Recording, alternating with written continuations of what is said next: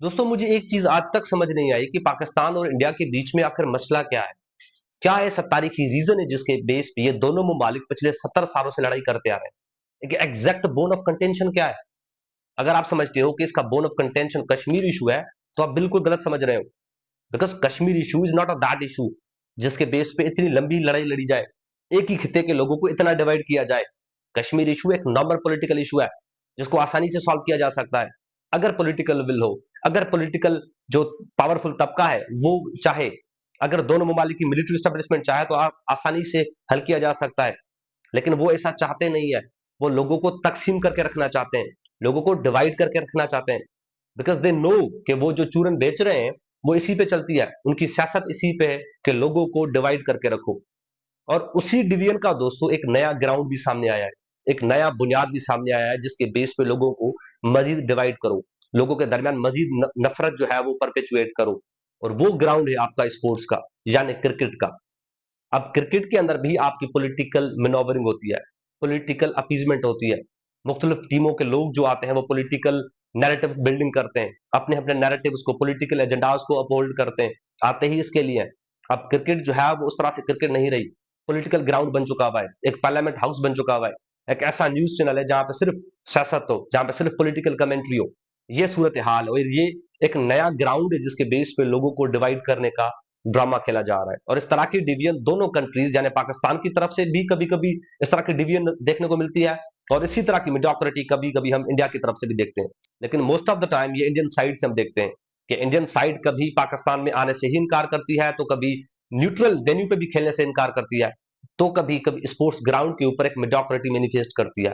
इसका सबसे अहम मिसाल दोस्तों 2025 की चैंपियंस ट्रॉफी है, जिसको पाकिस्तान होस्ट करता है, और इंडिया पाकिस्तान में आने से इनकार करती है कि हमने पाकिस्तान में खेलना ही नहीं है।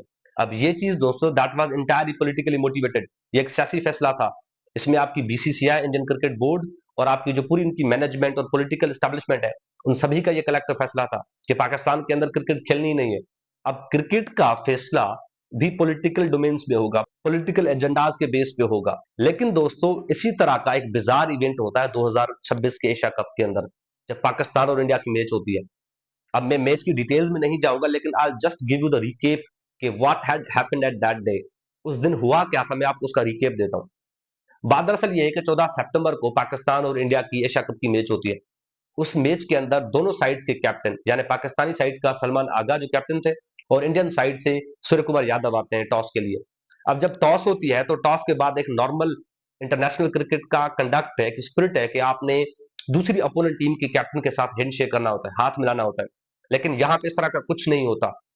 टॉस होती है, टॉस होने के बाद दोनों कैप्टन चले जाते हैं। अब इसके हवाले से पाकिस्तानी जो साइड है, दैट अलेजेस मैच रेफरी एंडी पैक्रॉफ्ट के, उन्होंने सलमान आगा को पहले ही मना किया, उसको कन्वे किया मैसेज कि आपने हैंडशेक नहीं करना। यानी उसके ऊपर भी कोई एक्सटर्नल प्रेशर या एक्सटर्नल पॉलिटिकल मामला थे। अब टास्क तो हो गई दोस्तों। टास्क के बाद जब मैच स्टार्ट होती है और बड़े आसानी से इंडिया पाकिस्तान को शिकस्त देती है, इंडिया बड़े इजीली विन कर जाती है, जो कि एक्सपेक्टेड भी था ऑब्वियसली, क्योंकि इंडियन साइड पाकिस्तानी टीम से कई मजबूत है, कई गुना ज्यादा बेहतरीन बैटिंग लाइनअप और बॉलिंग लाइनअप है इंडिया का। इस पे तो दो राय है ही नहीं कि इंडियन साइड बहुत मजबूत थी। पाकिस्तानी साइड के ऊपर ना बैटिंग है ना बॉलिंग है, और फील्डिंग का तो आपको पता ही है। क्योंकि जब आप जो है वो नेपोटिज्म के बेस पे लोगों को खिलाओगे, जब आप जो है वो पॉलिटिकल अपॉइंटमेंट्स करोगे, तो परफॉर्मेंस जीरो ही होगी। आपकी जो परफॉर्मेंस होगी, आपकी जो क्रिकेट होगी, वो इसी तरह की होगी। तो ये रिजल्ट बिल्कुल एक्सपेक्टेड था कि इंडिया जीत जाएगी, जो कि हुआ भी, इंडिया आसानी से जीत गई। लेकिन दोस्तों उसके बाद एक बड़ा ही बिजार किस्म का इंसिडेंट होता है, जिसके अराउंड एक बड़ी ही हैवी किस्म की कंट्रोवर्सी इमर्ज होती है। सोशल मीडिया पे, न्यूज चैनल्स पे, अखबारों में, हर जगह पे वो कंट्रोवर्सी होती है। वो कंट्रोवर्सी इस तरह से है दोस्तों कि जब मैच खत्म होती है, तो मैच खत्म होने के बाद जो इंडियन कैप्टन होते हैं वो पाकिस्तानी टीम के साथ हैंडशेक नहीं करते, यानी हाथ नहीं मिलाते, जो कि एक नॉर्मल इंटरनेशनल क्रिकेट का कोड ऑफ कंडक्ट होता है। नॉर्मल जो नॉर्म्स होते हैं वो यही होते हैं कि आप मैच खत्म होने के बाद अपोनेंट टीम के कैप्टन या पूरी टीम के साथ, इवन अंपायर के साथ भी आप हैंडशेक करते हो। लेकिन यहां पे ऐसा कुछ नहीं हुआ। इंडियन साइड जो है मैच फिनिश करने के बाद सीधा ड्रेसिंग रूम में चले गए। दो की पाकिस्तानी साइड ने दे ट्राइड, लेकिन वो पहले ही ड्रेसिंग रूम में चले गए थे। अब उसके बाद पोस्ट मैच प्रेजेंटेशन होती है, जिसके अंदर पाकिस्तानी साइड के जो कैप्टन थे सलमान आगा, वो जाने से इनकार करते हैं एज अ प्रोटेस्ट। वो रिफ्यूज करते हैं कि हम इसमें हिस्सा नहीं लेंगे, बिकॉज हमारी इंसल्ट हुई है, तो हम इसके अंदर पार्टिसिपेट नहीं करेंगे। नतीजा ये हुआ कि उसके बाद जो इंडियन कैप्टन थे सूर्य कुमार यादव, वही पोस्ट मैच प्रेजेंटेशन करते हैं। और उस कॉन्फ्रेंस में दोस्तों, उस प्रेजेंटेशन में आपको एक क्रिकेटर कम एक पॉलिटिकल थियरिस्ट ज्यादा नजर आएगा। एक पॉलिटिकल कमेंटेटर आप देखेंगे, जिस तरह से वो बातें कर रहा है, जिस तरह से वो पॉलिटिसाइज कर रहा है चीजों को, वो चीजें भी घसीट रहा है जिसका स्पोर्ट्स के साथ, क्रिकेट के साथ बराह रास्त कोई वास्ता नहीं है।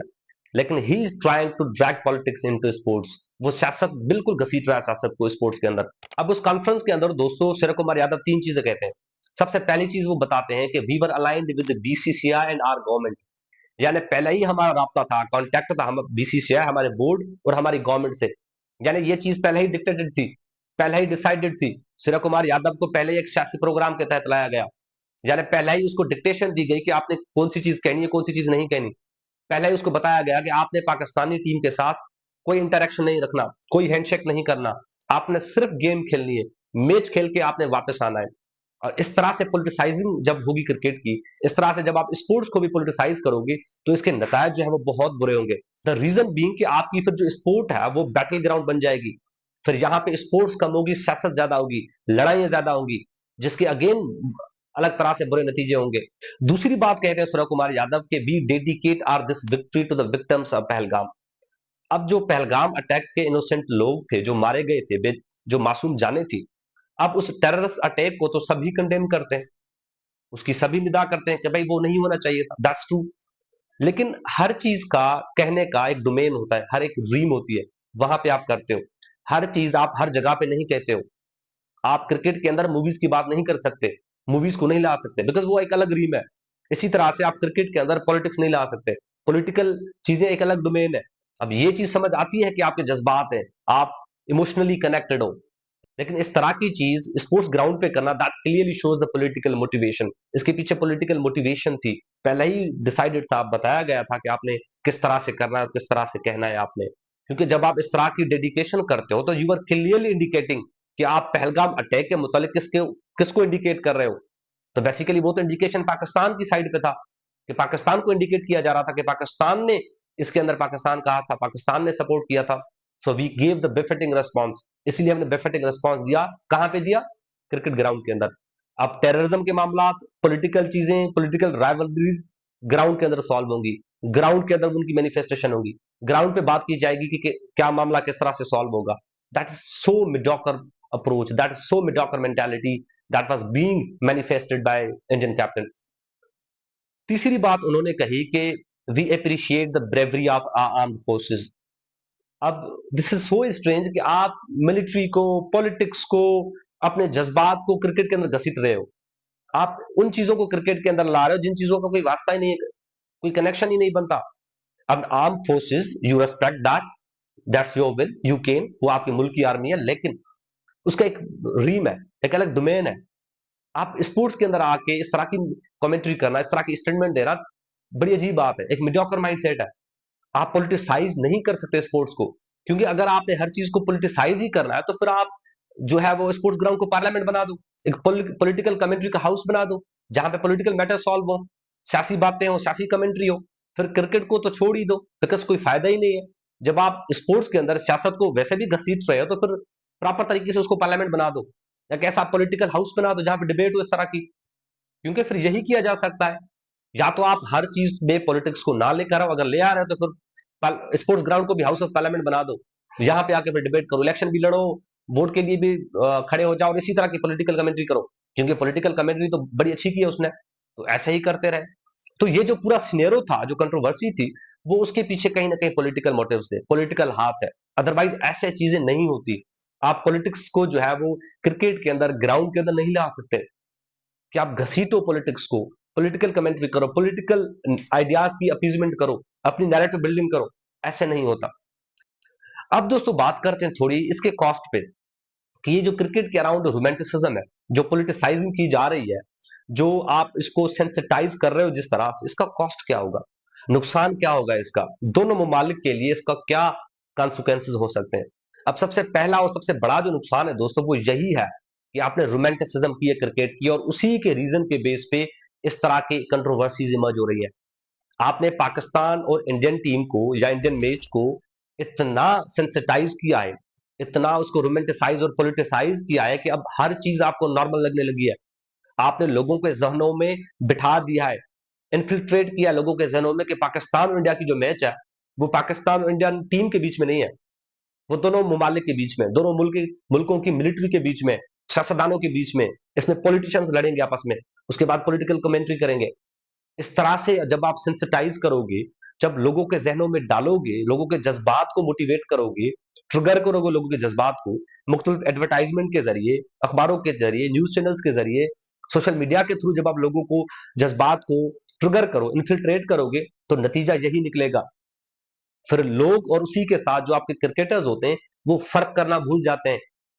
फिर उनको जो पॉलिटिकल रीम्स में हो रहा होता है, वो जो स्पोर्ट्स ग्राउंड में चीजें होंगी वो सिमिलर नजर आती हैं, वो डिफरेंशिएट नहीं कर पाते।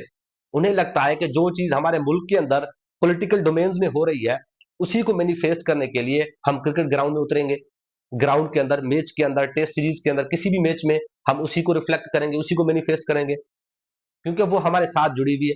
फिर उसको लोग जज्बाती तौर पे लेते हैं, इमोशनल कनेक्शन बनाते हैं। लेकिन सारी चीजें इमोशंस पे तो नहीं चलती, सारी चीजें जज्बाती होती तो फिर मामला ही डिफरेंट होते हैं। कुछ रियलिटी भी होती है, कुछ रीम्स भी होती है जहां पे आपने चीजें करनी होती है।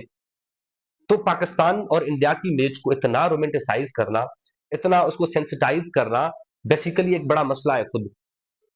जब मैच स्टार्ट होती है पाकिस्तान और इंडिया की, अजीब और गरीब माहौल होता है, लोगों के जज्बात ट्रिगर्ड हुए होते हैं, बिल्कुल हाइप होती है जज्बातों की, आपने हाइप बना ली हुई है कि जैसे कि पॉलिटिकल राइवलरी हो, जो जीतेगा वो ज्यादा बेहतर, ज्यादा अच्छा, ज्यादा पेट्रियाटिक होगा, जो हारेगा वो बिल्कुल पहले नंबर का चूतिया। इस तरह का माहौल आप बना लेते हो। और एंड आई प्रिडिक्ट दोस्तों कि इसी तरह की जो रोमांटिसिज्म है, ये रिसेंट ईयर्स के अंदर आप देखेंगे कि अफगानिस्तान के साथ भी देखने को मिल रही है। अफगानिस्तान के साथ भी ऐसी सूरत हाल बनेगी कि पाकिस्तान और अफगानिस्तान की जो जो मैच होगी उसमें भी इस तरह की इमोशनल ट्रिगरिंग होगी, इस तरह का सेंसिटाइज किया जाएगा, पॉलिटिसाइज किया जाएगा इसको, कि लोग इसको भी इस तरह से लेंगे। और हमें रिसेंट ईयर्स में देखने को भी मिला है कि अफगानिस्तान के साथ जो मैच होती है वो भी नॉर्मल मैच नहीं होती, उसके अंदर भी जज्बात लेकर आते हो आप। नतीजा ये होगा इसका भी कि आपके जो लोग हैं, सेम जुबान, सेम एथनिसिटी शेयर करते हैं, आपके पख्तून, उनके अंदर भी डिविजन होगी। पाकिस्तानी पख्तून और अफगानिस्तान के पख्तूनों के अंदर भी एक कल्चरल डिवीजन क्रिएट हो सकती है, इसका भी नेगेटिव इंप्लीकेशन होगा। दूसरा दोस्तों जो असर है इसका सबसे बड़ा, वो है आपके कल्चरल डिविजन्स, यानी आपके समाज के अंदर, आपके इसी खिते के अंदर मजीद कल्चरल डिविजन्स और डिफरेंसेस क्रिएट होंगे। जो पीपल टू पीपल कनेक्शन है, जो पीपल टू पीपल कॉन्टैक्ट है, वो बिल्कुल खत्म हो जाएगा। मजीद नफरत करने के सोर्सेज क्रिएट होंगे, मजीद जो है वो डिस्टर्बेंस क्रिएट होगी, लोगों के दरमियान जो कनेक्शन है, जो कल्चरल एसिमिलेशन है, जो थोड़ा बहुत ताल्लुक है, वो भी खत्म हो जाएगा। क्योंकि पहले ही आपने पॉलिटिकल लाइंस के ऊपर लोगों को डिवाइड करके रखा हुआ है। इस एक ही खिते की, एक ही तहजीब, एक ही तमदन के लोगों को तकसीम करके रखा है बॉर्डर लाइंस के ऊपर, पॉलिटिकल रीम्स के ऊपर। अब वो लोग मजीद डिवाइड होंगे, स्पोर्ट्स के बेस पे, क्रिकेट के बेस पे उनके बीच में डिफरेंसेस बढ़ेंगे, नफरतें उनके बीच में बढ़ेंगी, एक दूसरे से नफरत करने का सबब उनके पास आ जाएगा। और सबब क्या होगा कि स्पोर्ट्स मैच है, क्रिकेट की मैच है, इसके बेस पे अब लोग जो है वो मजीद डिवाइड होते चले जाएंगे। क्योंकि यहाँ पे ये जो डिवीजन है बेसिकली, ये बड़ा नुकसान होगा इस तरह की रोमांटिसिज्म और पॉलिटिसाइजिंग ऑफ द क्रिकेट। क्योंकि जब आप पॉलिटिसाइज करते हो तो साइमल्टेनियसली आप लोगों के जहनों में डाल रहे हो, लोगों के जहनों में इन्फिल्ट्रेट कर रहे हो कि आपके इमोशंस जो है वो ट्रिगर हो जाते हैं। फिर यहाँ के पाकिस्तान के कॉमन लोग जो है वो इंडिया के मुतालिक एक नेगेटिव परसेप्शन रखते हैं, और इंडियन लोग जो है वो पाकिस्तानी आम लोगों के मुतालिक एक नेगेटिव परसेप्शन डेवलप करते हैं, जिसका नतीजा फिर ऑब्वियसली नफरत होगी, हैट्रेट होगी एक दूसरे के खिलाफ, एक दूसरे को गालियां ही देंगे। और जो कल्चरल कनेक्शन है थोड़ा बहुत बचा है, जो कल्चरल एसिमिलेशन है, वो मजीद रिड्यूस और डिक्रीज होती चली जाएगी। और ये होता क्यों है? ऑब्वियसली ये इसीलिए हो रहा है क्योंकि आपके पॉलिटिकल जो स्टैब्लिशमेंट है, जो दोनों ममालिक की पावरफुल हल्के हैं, जो जिनके हाथ में ताकत है, वो डिवाइड करना चाह रहे हैं, वो लोगों को तकसीम करके रखना चाहते हैं। वो यही चाहते हैं क्योंकि उनकी दुकान इस पे चलती है, वो जो चूरन बेचते हैं वो यही है। इंडियन सियासतदानों की सियासत इसी पे चलती है कि वो जितनी अच्छी गाली पाकिस्तानी लोगों को दे सकते हैं, पाकिस्तानी पॉलिटिशियंस को दे सकते हैं, इतनी बेहतर सियासत होगी, उतना अच्छा बैंक, वोट बैंक होगा, उतनी ज्यादा सीटें जीतेंगे। इसी पे उनकी सियासत है। पाकिस्तानी सियासतदानों की सियासत भी इसी पे है, नैरेटिव बिल्डिंग इसी पे होती है कि जितनी सख्त किस्म की, जितनी अच्छी गालियां, तनकीद और बेहयाई दिखा सकते हो आप इंडियन लोगों के खिलाफ, आम लोगों को जितनी तनकीद का निशाना बना सकते हो बनाओ। उसी पे आपकी सियासत मजबूत होगी, उसी पे आपकी ज्यादा सीटें जो है वो आप जीत सकते हो। तो ये सियासत ही इस पे चलती है दोनों ममालिक की। तो ये लोगों को डिवाइड करके रखना चाह रहे हैं। अब ये आपके ऊपर है कि आप इस मैच को, इस रोमांटिसिज्म को, इस सेंसिटाइजेशन को और जो क्रिकेट की पॉलिटिसाइजेशन हो रही है, इसको किस तरह से लेते हो। इसको एक नॉर्मल पॉलिटिकल ड्रामा समझते हो या इसको अपने ऊपर असर होने देते हो। क्योंकि आपके पास दोस्तों नफरत करने का सिर्फ एक सबब है, वो है पॉलिटिकल डिवियंस। लेकिन आपके पास जुड़ने के कई सारे असबाब हैं, कई रीजंस हैं। सकाफती बेस पे जुड़ सकते हो, तहजीबी और तमदन की बुनियाद पे एक इकट्ठा हो सकते हो, एक ही खिता शेयर करते हो, आपकी जोग्राफी एक ही है, तारीखी विरसा आपका एक ही है। ये सारी चीजें जिसके बुनियाद पे आप एक दूसरे के साथ जुड़ सकते हो।